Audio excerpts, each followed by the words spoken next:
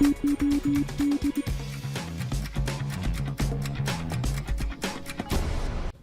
you know what that music means. It must be Wednesday, Morse Code of Weather time.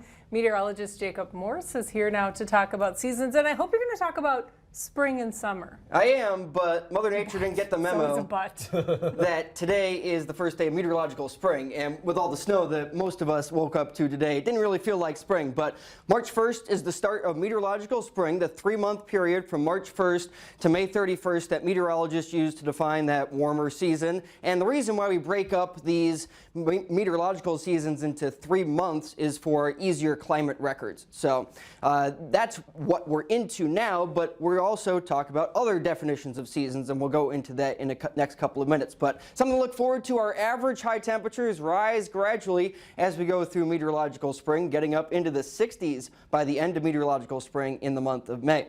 So let's do a recap of meteorological winter.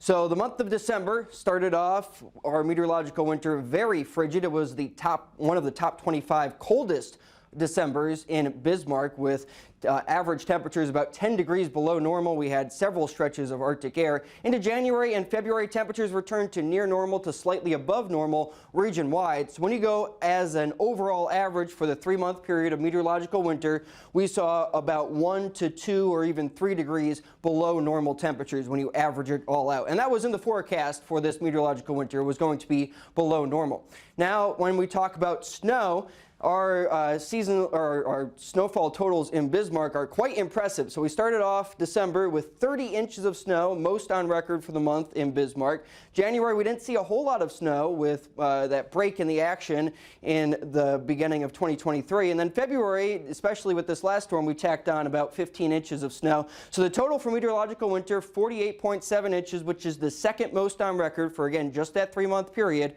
second to 2008 to 2009's meteorological winter. Now, when we talk about the entire snow season to date, the entire winter season, our snow total is now at 75.4 inches for 2022 to 2023, which is the most on record to this date, to March 1st in Bismarck's record-keeping history, and we're on pace to set the record for the most snow in an entire winter season if we keep up this snow pace, which would be from the 1996 to 1997 winter. The entire season in that winter was 101 inches of snow, or just about that. So let's get into those other definitions of seasons. So we went over meteorological seasons. Again, it's the 3-month period, and we slice it up like this, make it easier for climate records, because astronomical seasons that most of us are used to can fluctuate a little bit from a couple of days each year. But astronomical seasons are because of the tilt of the Earth and our revolutions around the sun. It's not because we get closer or farther away from the sun determines why we have summer or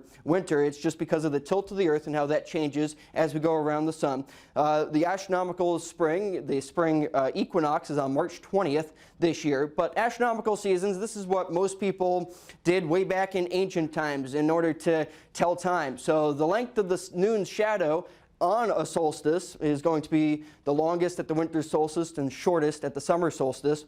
So the ancient people used the equinox to either mark the start of the year for festivals, planting, agriculture, when to travel, passing of time, or to develop those first calendars.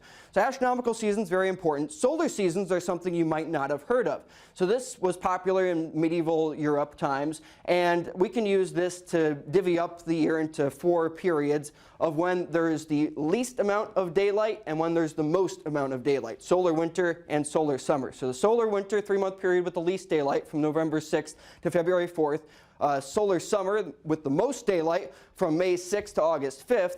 And the astronomical solstices and equinoxes are in the midpoints of these solar seasons. So another interesting definition of seasons. And another way that we can break up the seasons is look at the average temperature graph from North Dakota. So here's this nice bell curve of how temperatures change throughout a calendar year, with the peak in minimum temperatures in mid-January and the maximum peak in late July.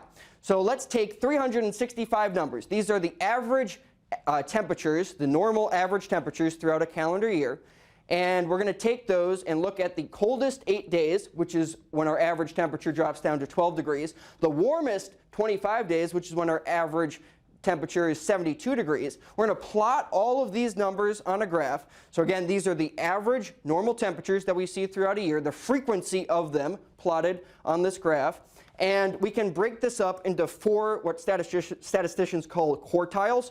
So we're breaking them up into 4 15 temperature range periods here. So if we look at this, this can be used to define winter, summer, spring, etc. So with this definition, winter is a little bit longer because we have a spike in temperatures here kind of at our lower end of the range, and that goes from November 24th to March 4th. So a recap of some of these definitions of winter: astronomical winter, meteorological winter, some of the more common ones, solar winter, those quartiles that I just explained, and maybe the most accurate definition of winter, in my opinion, the first and last average day that we see an inch of snowfall around here. That would go from November 10th to April 5th. So what's the meteorological spring outlook? So for the month of March, we have a pretty strong signal for below normal temperatures favored around here, and that might linger into the months of April and May. So throughout meteorological spring, looking like colder than normal conditions around here. And just for the month of March, we're looking at above normal chances for precipitation around here. So the active winter and those records, we could break those with how active it's looking into the month of March and into meteorological spring. At this point, we might as well break every record. Of course. Yeah. Right. What the heck? Bring meteorological spring around here doesn't mean a whole lot. Yeah, it really doesn't. How long the winter lasts. Yeah. All right. Thanks, Jacob. You're welcome. Stay with us. We'll be right back.